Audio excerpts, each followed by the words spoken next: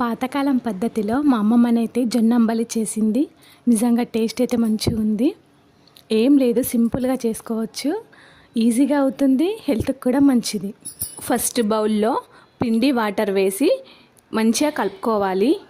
కలిపి మా అమ్మమ్మ చూడు దొడకొడుతుంది చూడు, అట్లా దొడకొడితే అంబలి పుల్లగా అవుతుందట. తగినన్ని వాటర్ వేసి నైట్ అంతా అట్లనే ఉంచాలి. చూడండి ఎట్లా అయిందో, మొత్తం పులుస్తుంది. ఆ వాటర్ అన్నీ ఒక బౌల్లో వేసి లాస్ట్కి పిండి ఇట్లా ఉంటుంది.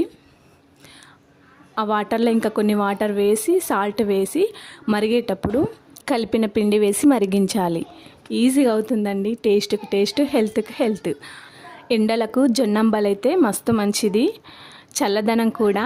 అప్పట్లో జొన్నంబలు తినే అప్పటోళ్ళు ఎంత స్ట్రాంగ్ ఉన్నారు. అప్పటోళ్ళు దేశకోళ్ళు, ఇప్పటోళ్ళు ఫారెన్ కోళ్ళు. ఈ వీడియో మీకు నచ్చినట్లయితే లైక్, షేర్, సబ్స్క్రైబ్.